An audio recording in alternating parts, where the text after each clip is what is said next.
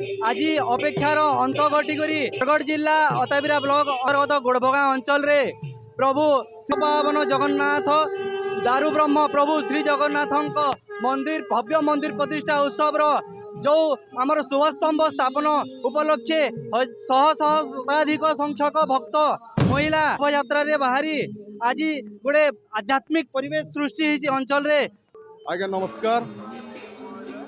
श्री जगन्नाथ महाप्रभुंकर अपूरा कृपानु जगन्नाथ मंदिर गोड़भगारे विगत बहुत वर्ष है निर्माण कार्य चली बोधे भगवान महाप्रभुंकर आशीर्वाद ई वर्ष है महाप्रभुंकर आशीर्वाद रे ई वर्ष भव्य जगन्नाथ मंदिर गोड़भगा कैंप प्रतिष्ठा महोत्सव हवा के जाऊे। भगवान तो बहुत दिन पूजा पाउछन कि प्रतिष्ठा महोत्सव लगी लक्ष्य नहीं धार्य हो पारे इधर धार्य है भगवान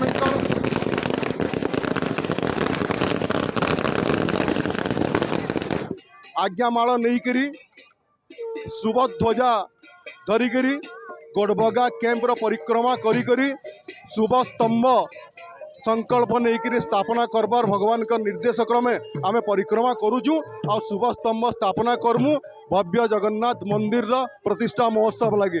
जय जगन्नाथ। आपण मानकर समस्तंकर असीम कृपा करुणा और आपण मानकर आशीर्वाद रे भव्य जगन्नाथ मंदिर प्रतिष्ठा महोत्सव हवा। जय जगन्नाथ। धन्यवाद। बड़े बड़ खुशी दिन आमर जे गोड़भगा अंचल लगी आमर जगन्नाथ मंदिर शुभ स्तंभ प्रतिष्ठा दिवस जगन्नाथ आज्ञामाला नहीं वर्तमान आम शोभा यात्रा जाऊँ।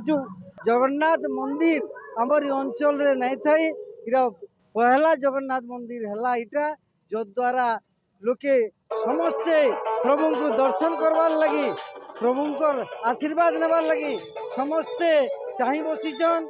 मोर ना हो नारायण भोई गड़तियापाली जगन्नाथ संस्कृति एनु आरंभ होता डॉक्टर अश्विनी कुमार मिश्र जे कि 35-40 वर्ष पूर्वर MBBS पास करवार परे आसते आमर गोड़भगा कैंप के से आरंभ एठी क्लिनिक देइथिले आ परे परे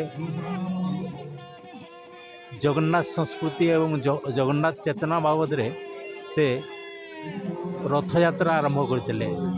रथ यात्रा आरंभ करी से अनेक तार माने सुविधा असुविधार सम्मुखीन होइकरी रथ यात्रा आरंभ करुले आ वर्तमान जेनटा कि भव्य मंदिर तार अनुष्ठित हो जाइए। सनातन धर्मर महाप्रभु श्री जगन्नाथ भव्य मंदिर प्रतिष्ठा महोत्सव आज शुभ स्तंभ स्थापना। सुधीर कुमार पंडा है मुई गोड़भगा गोलक नगर रही मुई आज जाए गोटे बहुत दिन आमर गोटे जगन्नाथ मंदिर तैयार हो से जगन्नाथ मंदिर के आम गोटे काण जासी जिते बेले प्रतिष्ठा करा जासी आगो तार गोटे शुभ स्तंभटे प्रतिष्ठा करा जासी। प्रतिष्ठा बोले काणा प्रजगतिष्ठा जग आ हूँ प्रतिष्ठा प्रति प्र बोला हूँ ठीक जगह ताके स्थापन करवार कथा तिष्ठ बने हूँ ताके रखबार कथा ये जेन प्रतिष्ठाटा हूँ गोटे जगन्नाथ संस्कृति के सब आड़े बचाबार लगी जेन चेष्टा करा जाउछे। ये अंचल रे जेन जगन्नाथ आमर प्रेमी माने अछन तांकर से जेन जगन्नाथ प्रभु के तांकर हारी गुहारी जनाबे अंचल दुख जीवा बोलिकी से गोटे नुआ मंदिर प्रतिष्ठा करा जाइए किंतु आजकल नीलाचल निवासाय नित्याय परमात्मने बलभद्र सुभद्राभ्यम जगन्नाथाय ते जय जगन्नाथ। आज यही जगन्नाथ बलभद्र सुभद्रा तथा सुदर्शन महाराज तथा महालक्ष्मींकर आज प्रासाद प्रतिष्ठा हेबाकु जाउची।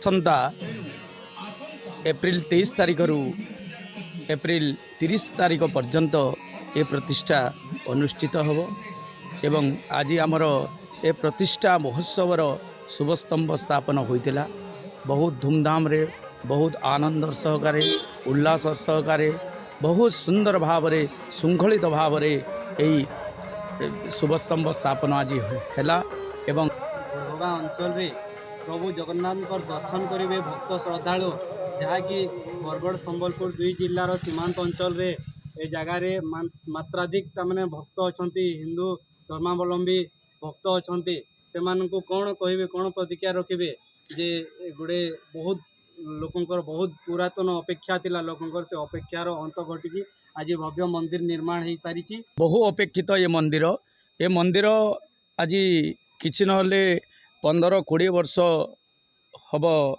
चली संघर्ष आज समापन होती एवं प्रतिष्ठा हेबाकु जाउची।